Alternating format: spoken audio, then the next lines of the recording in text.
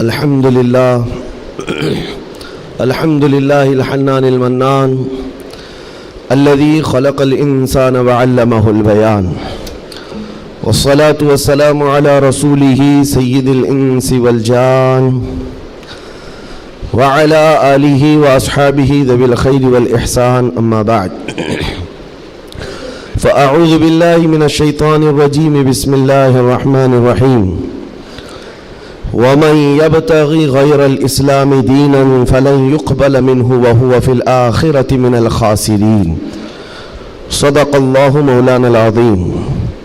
بارگاہ رسالت مآب صلی اللہ تعالی علیہ وسلم میں ایک بار درود پاک کا ہدیہ پیش کریں۔ اللہم صلی علی سیدنا و مولانا محمد معدن الجود والکرم وآلہ واصحابہ الکرام وابنہ الکریم وبارک وسلم صلاة دائمة سرمدا ابدا۔ عزیزان گرامی وقار، ایک حدیث پاک ہے، رسول گرامی وقار صلی اللہ تعالی علیہ وسلم ارشاد فرماتے ہیں، ایمان کی حلاوت، ایمان کی لذت، ایمان کی جو شیرینی ہے، مٹھاس ہے، آپ کو ملی ہے یا نہیں ملی ہے یہ میں نہیں بتا سکتا ہوں، لیکن اگر پانا ہے اس کی لذت، اس کی حلاوت، ایمان کی مٹھاس ہوتی کیسے ہے، اس کے لیے حضور پاک صلی اللہ علیہ وسلم نے 3 علامتیں بتائی ہیں۔ جس شخص کے اندر یہ 3 باتیں آ جائیں تو پھر وہ ایمان کی لذت محسوس کر سکتا ہے، ایمان کی مٹھاس اسے مل سکتی ہے۔ ایمان جو ہے صرف داڑھی ٹوپی کا نام نہیں ہے، جبہ کرتے کا نام نہیں ہے، ایمان صرف جھنڈا لے کر گھومنے کا نام نہیں ہے، ایمان ایک الگ کیفیت ہے جس کا سرور بندے کو ملتا ہے، جس کی لذت اور جس کی شیرینی کو وہ بتا نہیں سکتا، اور وہ کیسے حاصل ہوتی ہے؟ 3 چیزیں میرے آقا فرماتے ہیں۔ پہلی چیز، اللہ اور اس کے رسول سے سب سے زیادہ محبت کرتا ہو، پہلی چیز۔ اور دوسری چیز یہ ہے کہ جس سے بھی محبت کرتا ہے دنیا میں وہ صرف اللہ اور اس کے رسول کے لیے کرتا ہے۔ تیسری چیز ہے، کفر میں واپس لوٹنے کو اتنا سخت سمجھتا ہو جیسے آگ میں ہاتھ ڈالنے کو سخت سمجھتا ہو۔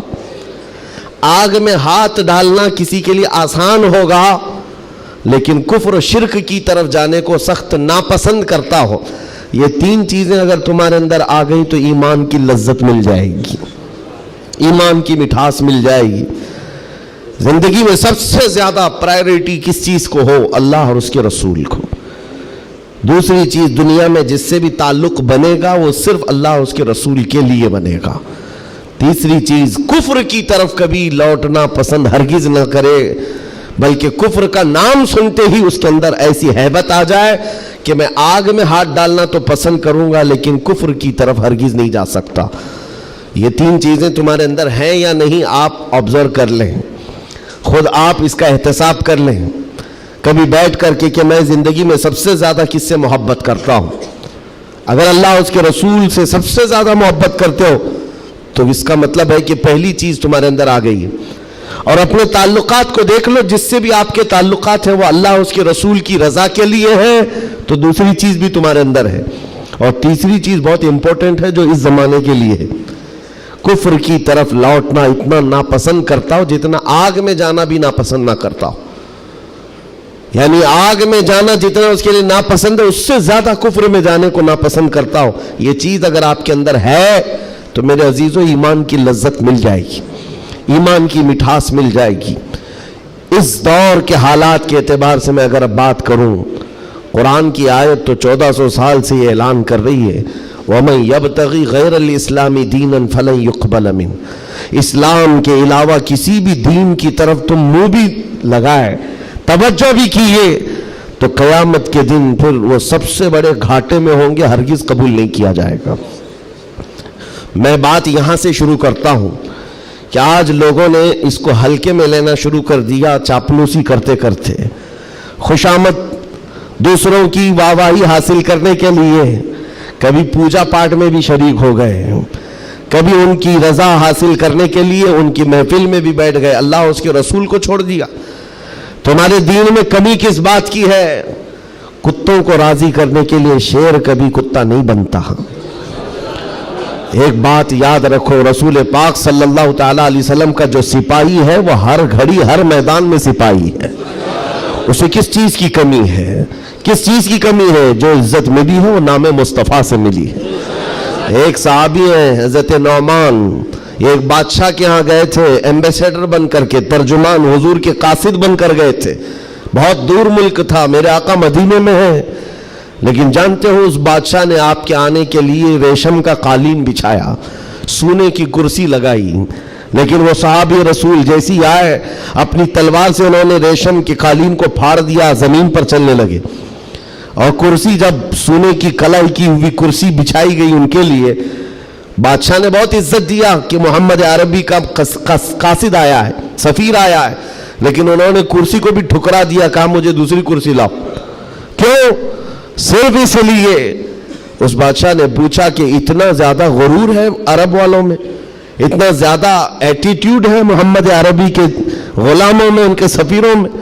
صحابی رسول نے کہا نہیں، نہ یہ غرور ہے نہ یہ تکبر ہے. میرے آقا صلی اللہ تعالیٰ علیہ وسلم نے فرمایا ریشم کا استعمال مرد کے لیے حرام ہے، سونے کا استعمال مرد کے لیے حرام ہے. تو میں مدینے میں رہوں تب بھی غلام ہوں، دنیا میں کہیں پر رہوں تب بھی میں غلام ہوں. انہوں نے پاس و لحاظ رکھا ہے نسبت رسول کا. تو پھر وقت کے بادشاہوں کو بھی انہوں نے جھکنے پر مجبور کیا ہے. کس چیز کی کمی ہے مسلمانوں تمہارے پاس؟ کون سی دولت کی کمی ہے؟ سب سے بڑی دولت تو تمہارے پاس یہ ہے. آج تک ایک بہت بڑی بات میں بتاؤں آپ کو، یہ آپ کی مسجد کے امام ہیں، محبت چاہے جتنی بھی کرتے ہوں آپ ان سے، عقیدت جتنی بھی کرتے ہوں، ایک دن ان سے کہہ دینا مولانا عبد الکریم اپنے باپ کا نام لے کر لوگوں کو رکوع میں جھکا کے دکھائے. لوگوں کو اللہ اکبر کہنے کی بجائے اپنے باپ کا نام یا بادشاہ کا نام لے کر سجدے میں جھکا کر کے دکھائے. کوئی جھک سکتا ہے؟ ارے بادشاہ وقت بھی یہاں آ کر کھڑا ہو جائے اور کہے میرے نام سے جھک جاؤ، مجال ہے کوئی ایک بھی پیشانی جھکے گی؟ نہیں جھکے گی. ہاں اگر ایک کمزور کسان کا بچہ بھی حافظ قرآن ہو اور آ کر مصلی پر صرف اللہ کا نام لے، سب کی پیشانیاں جھکتی. یہ خاصہ ہے اس قوم کا کہ اس قوم کو اگر جھکایا جا سکتا ہے تو صرف اللہ کے نام پر، باقی کسی کے نام پر یہ پیشانی نہیں جھکتی ہے. اور آپ کو پتا ہے آج کے دور کا یہ بھارت تو چھوٹا ہے، اکھنڈ بھارت جس پر اکبر بادشاہ راج کرتا تھا، جس میں افغانستان تک کی سیمائیں آتی تھی، اس دور میں ڈکٹیٹر رول ہے، کوئی الیکشن والا بادشاہ نہیں ہے. 40 سال تک بیٹھا ہوا بادشاہ جب نیا دین لے کر کے آیا، اور اس کا نام بھی اکبر تھا، نمازیں بھی اس نے اس طرح بنائی کہ بادشاہ کے نام پر رکوع ہوگا، سجدہ ہوگا. میرے عزیزو، ایسا تمکنت اور ایسے جلال والا بادشاہ، لاکھوں کی فوج ہے اس کے پاس، بڑے بڑے راجے مہاراجے آنکھ نہیں ملا سکتے تھے. لیکن جب اس نے یہ کہا کہ عبادت میں بادشاہ کے نام پر جھکنا ہوگا، صرف 25 سال کی عمر کا مجدد الفسانی کھڑا ہو گیا، کہا نہیں یہ پیشانی جھکے گی تو صرف اللہ کے نام پر. حد ہو گئی میرے عزیزو. بادشاہ وقت جس کے پاس سارا جبر طاقت ہے نہیں جھکا سکا. اور جھکانے کے لیے اس نے ایک بار کیا کیا، دربار میں اتنا چھوٹا سا دروازہ بنایا کہ آنے والا جھک کر کے ہی آئے. جو بھی دربار میں آئے وہ جھک کر، سیدھا آ نہیں سکتا تھا، اتنی چوکھٹ چھوٹی بنا دی. مجدد صاحب رحمت اللہ تعالیٰ علیہ کو بلایا گیا تھا دربار میں کہ یوں تو یہ جھکتا نہیں، لیکن دربار میں آنا ہے تو کیسے آئے گا. جب وہ قریب پہنچے دیکھا کہ اتنی چھوٹی چوکھٹ بنی ہوئی ہے اور یہاں جانے کے لیے رکوع کی حالت میں جانا پڑتا ہے. وہ اللہ رب العزت کا ایسا بندہ، رسول پاک کا سپاہی، اپنے دین کا محافظ، دیکھتا ہے جانا ہے ٹھیک ہے جائیں گے، لیکن جس وقت داخل ہونا تھا وہ نہ جھکے، نہ ہی رکوع کیا، نہ ہی پیشانی جھکائی. پہلے پیر اندر ڈال دیا، پیر اندر ڈال دیا. جیسے سامنے لوگوں نے دیکھا کہ لوگ پیشانی پہلے اندر ڈال کر کے آتے تھے، اور یہ عالم دین ہے کہ پیر اندر ڈال کر کے آ رہا ہے. یہاں جیسی آئے تو لوگوں نے یہ اعلان کیا کہ بادشاہ کی بڑی توہین ہوئی، بادشاہ کی بڑی توہین ہوئی. پاؤں دکھا کر کے آ رہا ہے یہ مولوی، قدم دکھا کر کے آ رہا ہے. آپ نے کہا بادشاہ کی توہین میں نے نہیں کی، بادشاہ نے خود اپنی توہین کروائی ہے. اسے خود پیر پسند تھے، اس لیے دروازہ چھوٹا کیا۔ عزیزان گرامی وقار، تمہارے پاس کس چیز کی کمی ہے؟ اللہ تعالیٰ نے یہ خصوصیت عطا کی ہے، یہ پیشانی کبھی کسی غیر کے سامنے نہیں جھکتی ہے، نہیں جھکتی ہے۔ کروڑوں کے سامنے تھوڑی طاقت و قوت کی پوجا کرنے والی یہ قوم نہیں ہے۔ آج ان کے پاس طاقت آئی تو ان کی پوجا کریں گے، ان کے پاس آئی تو ان کی پوجا کریں گے۔ قوم مسلم صرف اور صرف اللہ وحدہ لا شریک کی عبادت کرتی ہے۔ ہم رسول پاک سے بے پناہ محبت کرتے ہیں، لیکن عبادت نہیں کرتے رسول کی بھی۔ حضور پاک صلی اللہ علیہ وسلم کے دربار میں بھی عبادت نہیں کرتے، تعظیم ہے، عبادت صرف اللہ کی کرتے ہیں۔ یہ خاصہ کم ہے، اسی بات سے تو پوری دنیا کو کڑن ہے اور جلن ہے کہ یہ دنیا میں ایک واحد قوم ایسی ہے۔ مجھے بتاؤ، ان سب کو جھکنے کے لیے مورتیاں دیکھنا پڑتا ہے، ہاں عبادت کرنے کے لیے اپنے اپنے خداؤں کی صورت اور مورت بنائی ہوئی ہے۔ پوری دنیا میں کروڑوں مسجدیں ہوں گی، کسی بھی مسجد میں خدا کی کوئی تصویر ہے؟ کہیں کوئی تصویر بنائی گئی ہے اللہ کی کہ اسے دیکھنا ہوگا پھر جھکنا ہوگا؟ عیسائی ہوں کہ یہودی ہوں کہ ہندو ہوں کہ کوئی بھی قوم ہو، سبوں نے کچھ نہ کچھ مورت بنائی ہے۔ صرف یہ تنہا قوم ہے جو بنا دیکھے اللہ کی بارگاہ میں سجدہ کرتی۔ یؤمنون بالغیب، اللہ نے تعریف میں فرمایا ہے یہ غیب پر ایمان لانے والی جماعت ہے، اور جس کا ایمان ہی اتنا مضبوط ہے، خدا کو دیکھا کبھی نہیں اور جھکتے ہیں۔ آج تک امام صاحب کے پیجامے کو لے کر سوالات ہوتے رہے، امام صاحب کے آنے جانے کو لے کر سوالات ہوتے رہے۔ کوئی ایک بندہ بھی مجھے بتاؤ آ کر امام صاحب سے کہتا ہے ہر دن آپ جھکاتے ہیں، کبھی اللہ کو دکھاتے کیوں نہیں؟ کوئی نہیں پوچھتا۔ ہر ایک کو پتا ہے ہمارا ایمان ہی ہے غیب پر ایمان لانے والی قوم۔ عزیزان گرامی وقار، اب میں آگے بات کرتا ہوں۔ جب اتنی خصوصیات تمہارے پاس ہے تو پھر اگر چہرہ کسی اور کی طرف جائے تو میں سمجھتا ہوں دنیا کا بدترین آدمی ہے، بد نصیب آدمی ہے، جس کو اللہ نے سب سے بڑی نعمت دی تھی اور وہ ٹھکرا کر کے دوسروں کی جھولی میں چلا گیا۔ اسی لیے قرآن کہتا ہے وَمَن يَبْتَغِ غَيْرَ الْإِسْلَامِ دِينًا فَلَن يُقْبَلَ مِنْهُ، جو اسلام کے علاوہ کسی دوسرے دین کی طرف پھر گیا، قیامت کے دن ہرگز اسے قبول نہیں کیا جائے گا۔ وَهُوَ فِي الْآخِرَةِ مِنَ الْخَاسِرِينَ، وہ آخرت میں بہت بڑے گھاٹے میں ہوگا۔ میں ایک مثال دیتا ہوں آپ کو، ایک جو گھٹنا گھٹی ہے، ایک حادثہ مکہ مکرمہ کا، ایک حادثہ جو لکھا ہوا ہے کتابوں میں۔ قبرستان میں ایک وہاں پر جب کسی کا انتقال ہوا، ایک صاحب ہیں وہ حاجی ہیں، وہ کہتے ہیں کہ جب قبرستان میں ہم گئے تو دفن کرنے کے لیے قبر میں قبرستان کی ساری چیزیں بھری ہوئی تھی، تو لوگوں نے ایک قبر بتائی، ایک حاجی صاحب کا انتقال ہوا تھا، کہا کہ ان کو اسی قبر میں دفن کرنا ہے۔ لوگوں نے کہا یہاں ایک عالم دین کی قبر ہے۔ اب مکہ مکرمہ کے قبر ایسے ہیں کہ 6 مہینے سال بھر کے بعد کھل جاتے ہیں، اور ممبئی والوں کو سمجھانے کے لیے آسان بھی ہے کہ یہاں پہ بھی کھول دی جاتی ہیں، جگہ کی قلت ہے۔ تو جب دفن کرنے کے لیے اس عالم دین کی قبر کھولی گئی تو وہاں وہ عالم دین نہیں ہے، وہ ایک جوان لڑکی سوئی ہوئی ہے، ایک نوجوان لڑکی ہے۔ تو جو جنازے میں آئے ہوئے تھے ان میں ایک حاجی نے کہا میں تو اس لڑکی کو پہچانتا ہوں، یہ عرب کی نہیں، یہ مکہ کی نہیں، یہ فرانس کی رہنے والی اور کرسچن لڑکی ہے، یہ عیسائی لڑکی ہے۔ کہا یہ کیسے ہو سکتا ہے، ناممکن ہے۔ گھر سارے لوگوں کو جو خبر تھی وہ ایک اچھے عالم دین کی قبر تھی، یہاں ایک دوسری لڑکی کیسے دفن ہے؟ تو یہ ہنگامہ ہوا، بات پھیل گئی۔ اس کے بعد تحقیق کرنے لگے، جو علماء تک بات گئی تو علماء نے کہا کہ اگر یہ جو بندہ کہہ رہا ہے کہ یہ فرانس کی رہنے والی، یورپ کی رہنے والی لڑکی یہاں پر ہے، تو معلوم کرتے ہیں کہ وہاں حقیقت میں یہ لڑکی، اس کی شکل، تو کچھ لوگ ایک وفد کی شکل میں یورپ گئے ہیں اس حاجی صاحب کے ساتھ، جنہوں نے یہ پتہ بتایا تھا یہ لڑکی کو میں جانتا ہوں۔ جا کر کے اس کے گھر معلوم کیا کہ کیا تمہارے گھر میں فلاں فلاں شکل کی یہ لڑکی تھی؟ کہا ہاں، انتقال ہوا تھا، چند ہی مہینے ہوئے انتقال ہوا ہے۔ کہا کیا کیا تم نے؟ کہا ہم عیسائی رسم و رواج کے اعتبار سے اپنے قبرستان میں دفن کیا ہے، ہم کرسچن ہیں، عیسائی رسم و رواج سے ہم نے دفن کیا۔ تو جو گیا تھا وفد، اس نے پوچھا کہ کچھ اس کی عجیب چیزیں تھی؟ تو لوگوں نے کہا کہ ہاں ایک چیز تھی، ہمیں اندازہ ہو گیا تھا کہ وہ اسلام لا چکی تھی، ہم نے اس کو مارا توڑا بہت کچھ کیا ہے. تو پھر یہ بات خبر پھیلی اس لڑکی کے اسلام لانے کی, تو مقامی علماء کو پوچھا گیا. ایک عالم دین نے کہا ہاں وہ لڑکی دل و جان سے اسلام کو قبول کرتی تھی اور پیارے حبیب صلی اللہ علیہ وسلم سے بے پناہ محبت کرتی تھی, اور گھر والوں کے ظلم و ستم کو سہ نہ سکی, جان دے گئی اور مر گئی. لیکن ہم مجبور تھے, گھر والوں سے ہم کچھ نہیں کر سکتے تھے. لیکن اس لڑکی نے ایک مرتبہ کہا تھا کہ میرے مرنے کے بعد میرے آخری رسم و رواج اسلام کے مطابق ہوں. ہم نہیں کر سکے کیونکہ خفیہ طور پر وہ مسلمان تھی, ہم ایکشن نہیں لے سکتے تھے. اور ہمیں اس بات کا افسوس ہے کہ اسے عیسائی قبرستان میں دفن کر دیا گیا. سنو حیرت کی بات ہے, لوگ ایک بہت عجیب اچنبے میں پڑتے جا رہے ہیں, نئی نئی باتیں کھلتی جا رہی.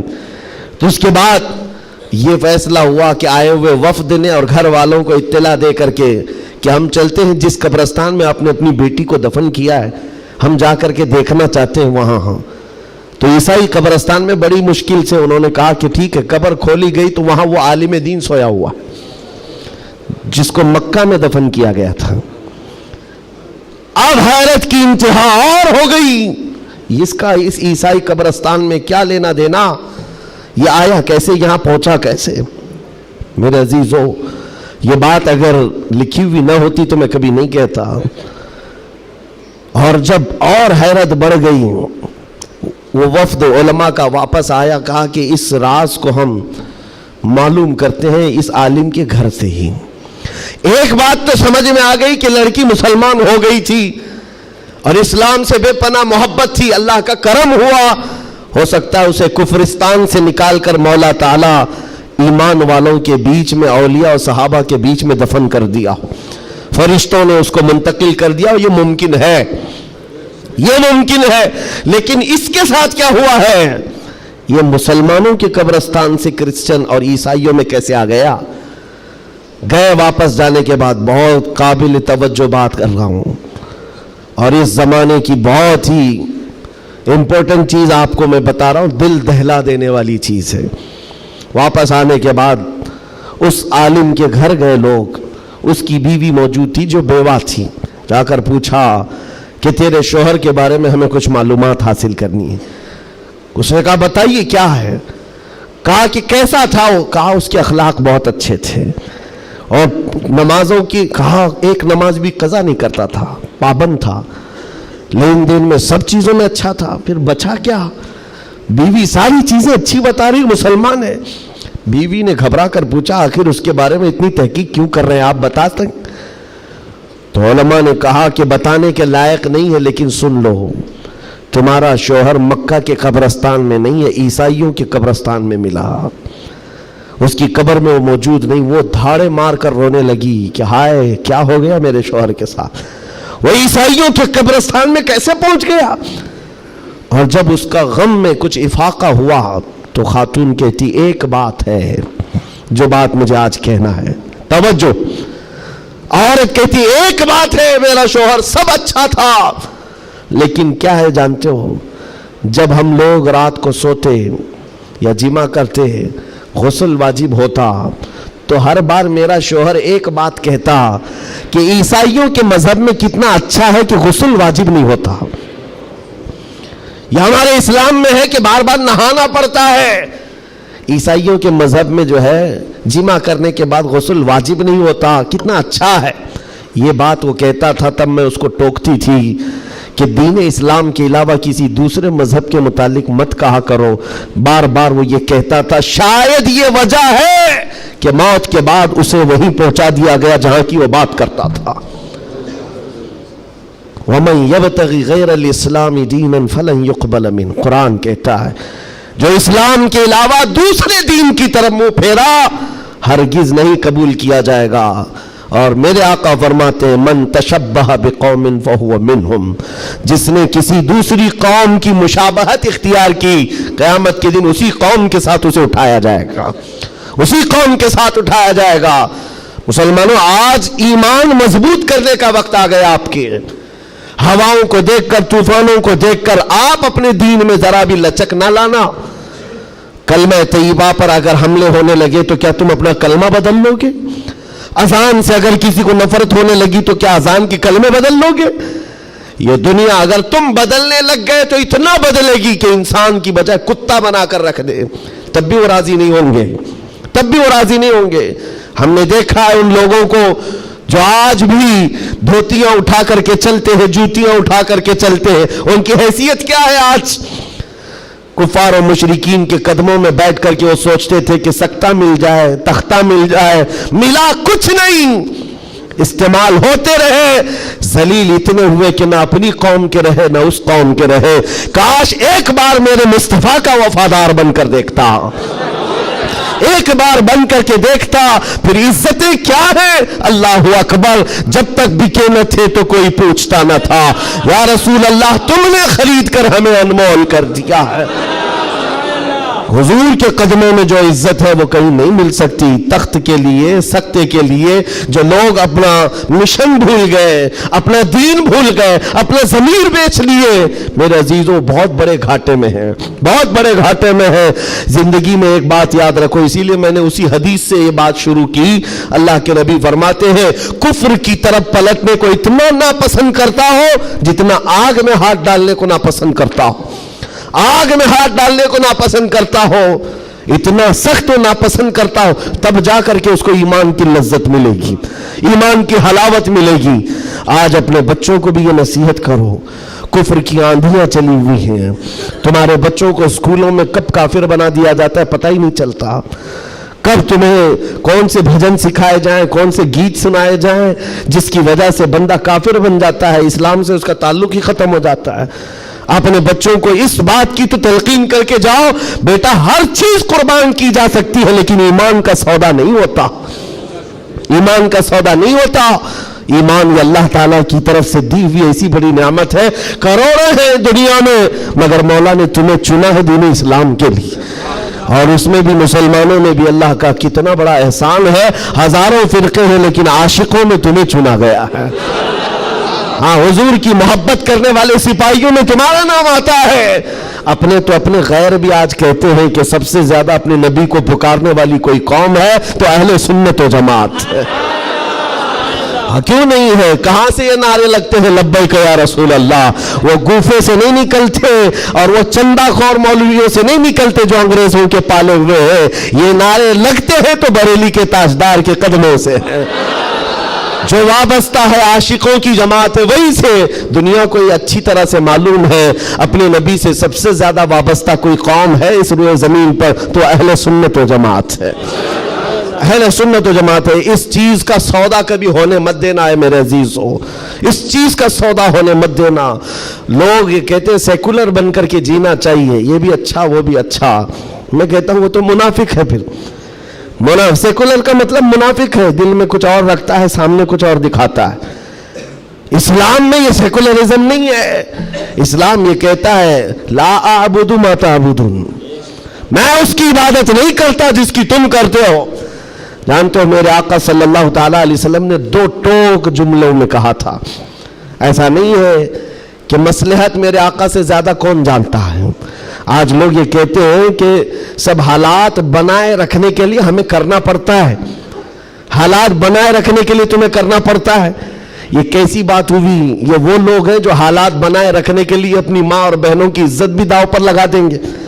جب درندہ کوئی ڈاکو اس کو خوش کرنا ہو تو کیا تم اپنی عورتوں کا سودا کر سکتے ہو؟ غیرت مر گئی ہوگی ایسے بندے کی۔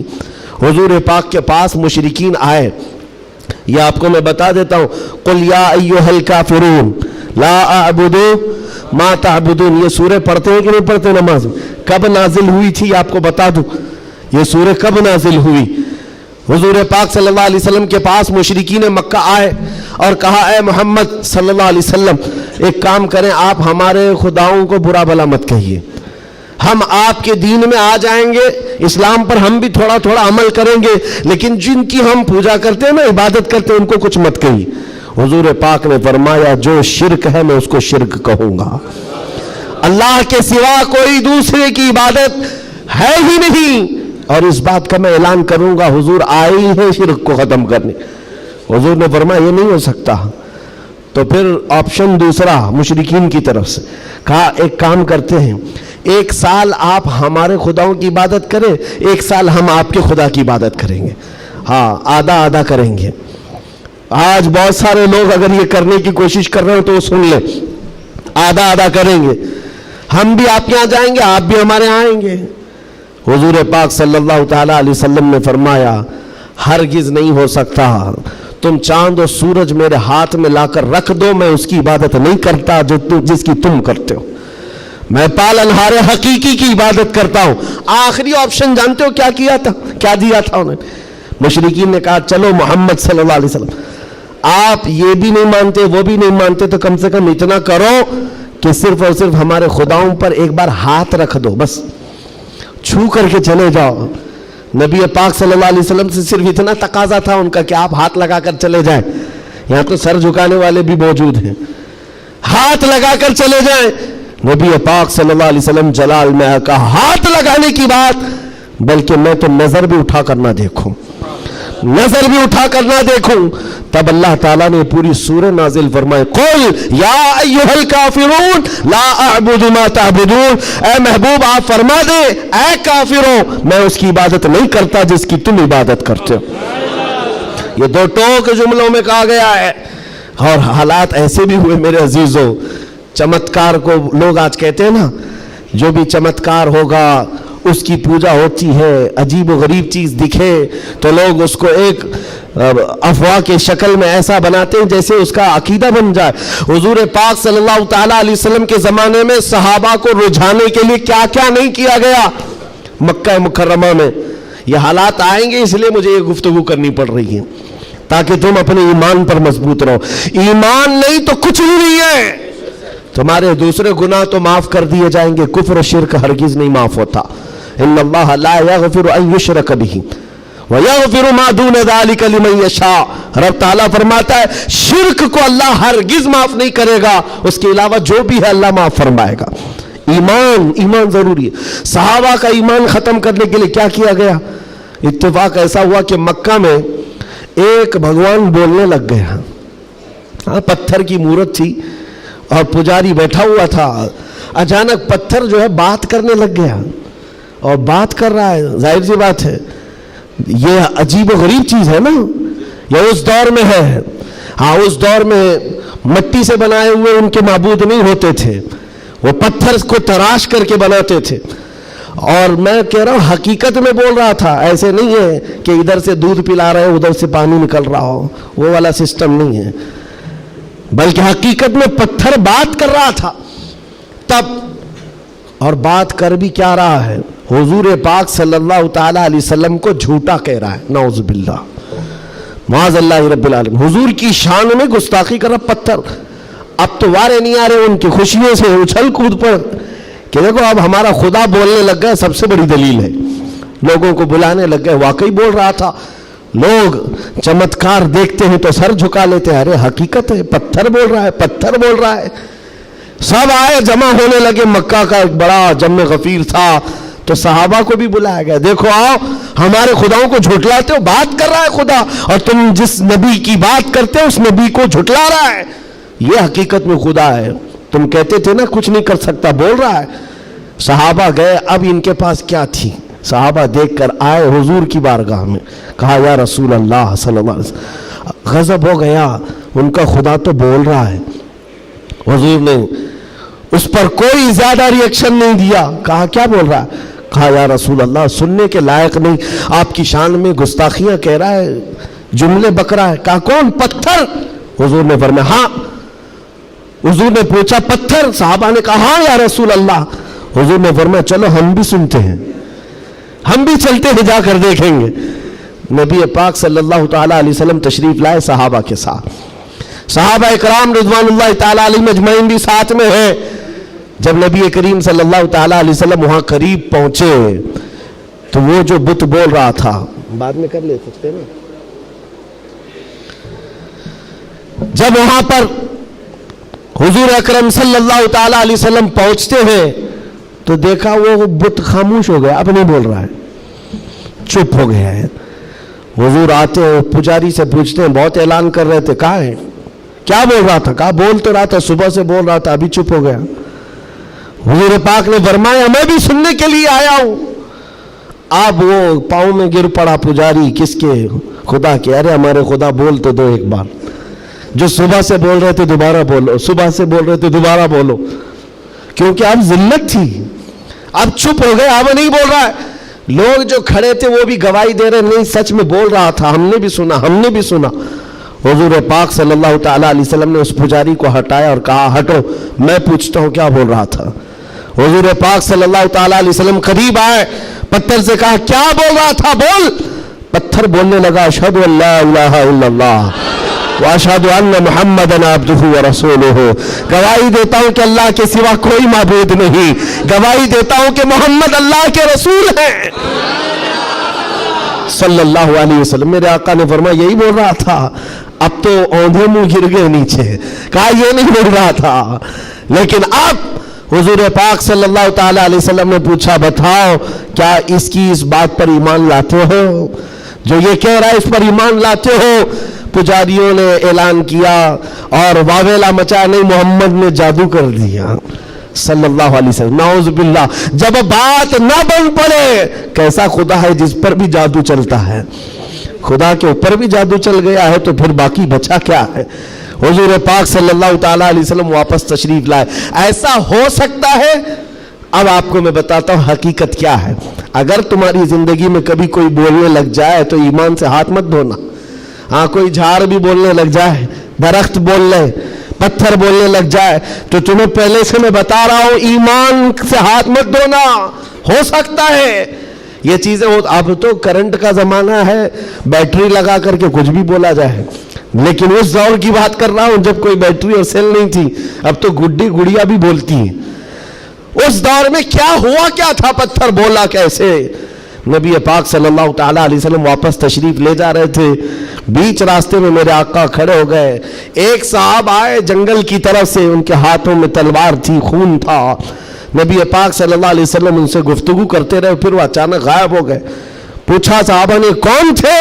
हुजूर फरमाते हैं वो जिन्नात में से मेरे एक सहाबी हैं, जिन्नात में ईमान लाए हुए। हुजूर से पूछा साहबा ने क्या मामला है? कहा उस मेरे सहाबी ने खबर दी कि एक मुशरिक और काफिर जिन था जो पत्थर में जाकर के बोल रहा था, पत्थर में जाकर वो बोल रहा था, जिन की आवाज थी और काफिरों को लुभा रहा था, आपके खिलाफ बोल रहा था। और हमें ये खबर मिली, हम अपने मोहल्ले में बैठे थे, जिन्नात के भी मोहल्ले हैं, आबादियां हैं, सब हैं। वो जिन साहबी कहते मुझे खबर मिली कि एक गुस्ताख, एक काफिर पत्थर में घुसकर आपके खिलाफ बोल रहा है। उसी वक्त में तलवार लेकर के निकला और जिस वक्त आया तो इत्तेफाक था कि आप भी वहां पर तशरीफ लाए हुए थे।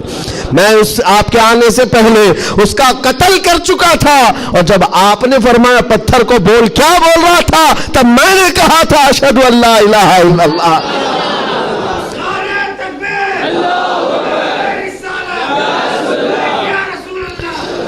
मेरे अजीजों एक बात याद रखो, सहाबा इकराम के सामने ये भी आजमाइश आई, लेकिन वो टस से मस नहीं हुए, टस से मस नहीं हुए। वो अपने ईमान पर जमे रहे, इस्तिकामत का वो पहाड़ बन करके कायम रहे। आज जरूरत इस बात की है मेरे अजीजों, हालात इस तरह के अगर बन जाए, दुनिया चमत्कार दिखाने लग जाए, तो अपने ईमान से हाथ मत धो बैठना।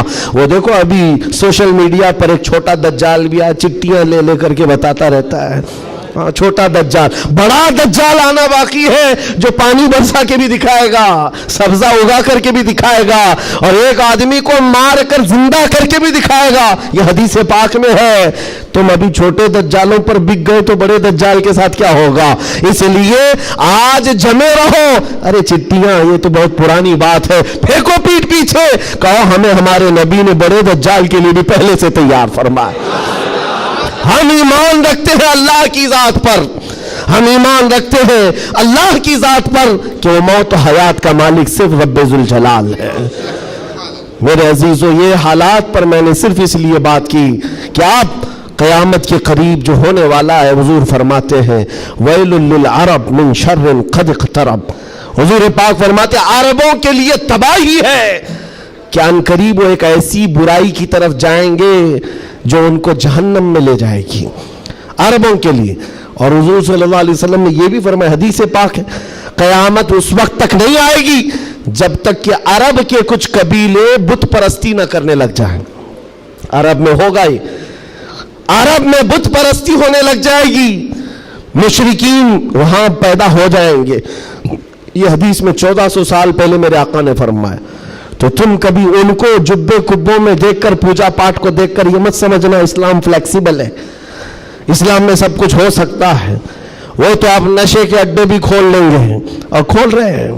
شراب پر سے پابندی ہٹا کر کے سعودی عرب میں اب شراب بیچنے پر بھی بات آ گئی، عورتوں کا حجاب ختم ہے، مشرکین کا داخلہ ممنوع تھا، لیکن اب مدینہ رسول میں بھی مشرکین کا آنا اور اس کی اجازت دے دی گئی ہے۔ یہ ساری قیامت کے قریب کے حالات جو حضور نے پہلے بیان فرمائے۔ میرے آقا نے فرمایا ہے یہ عرب اس برائی کی طرف جا رہے ہیں جو ان کو جہنم میں لے جانے والی ہے، اور قیامت سے پہلے یہ ہوگا، لیکن ان کے یہ سارے کارنامے ہمارے لیے دلیل نہیں ہے۔ حرم مکہ کا امام کیا کرتا ہے یہ ہمارے لیے دلیل نہیں، صدیق اکبر کیا کہتا تھا وہ ہمارے لیے دلیل ہے، فاروق اعظم کیا کہتا تھا وہ دلیل ہے، عثمان غنی اور حیدر کرار کیا کہتے تھے وہ دلیل ہے۔ یہ بکے ہوئے لوگ اگر منبر پر چڑھ گئے تو ان کے خد و خال دیکھ کر کے تم مت بگڑ جانا۔ یہاں سے حالات ایسے ہو سکتے ہیں، خانہ کعبہ کے منبر پر کھڑے ہونے والا امام بھی اسرائیل کی فتح کے لیے دعا کر سکتا ہے، یہ ایمان بیچے ہوئے لوگ آ سکتے ہیں، اس لیے کہ یزید کا دور بھی آیا ہے، کرامتہ کا دور بھی آیا ہے، باطل قوتوں کا دور بھی آیا ہے جب انہوں نے کعبے کی امامت کی ہے، لیکن اہل سنت و جماعت ہمیشہ اس بات پر قائم رہے ہیں ان لوگوں سے ہمارا دین نہیں چلتا، اللہ اور اس کے رسول کی حقانیت اور قرآن سے ہمارا دین چلتا۔ اور ایک بات آخری، اسلام اپنا دفاع خود کرتا ہے، اسلام اپنا ڈیفینس خود کرتا ہے۔ کفار و مشرکین کو اگر یہ لگتا ہے کہ مسلمان سوئے ہوئے اسلام کا کچھ بھی کر لیں گے، یہ ناممکن ہے، پاسبل نہیں۔ ہم جیسے کروڑوں بھی سو گئے تب بھی اسلام قائم رہے گا۔ اسلام اپنا ڈیفنس خود کرتا ہے، کیوں؟ اس لیے کہ یہ انسانوں کا بنایا ہوا دین نہیں ہے، خلاق کائنات کا دین ہے۔ اور قرآن میں رب تعالیٰ نے فرمایا یریدون لیطفئوا نور اللہ بافواہہم، لوگ اپنے منہ کے پھونکوں سے اسلام کا چراغ بجھانا چاہتے ہیں اور اللہ اپنا چراغ مکمل کر کے رہے گا۔ وَلَوْ كَرِهَ الْكَافِرُونَ، اگرچہ کافر ناپسند کرے۔ اور ایک بات سن کر کے جائیں، میرے رب کا وعدہ ہے قرآن پاک میں، یہ دین اسلام پوری دنیا پر غالب آ کر رہے گا، آ کر رہے گا۔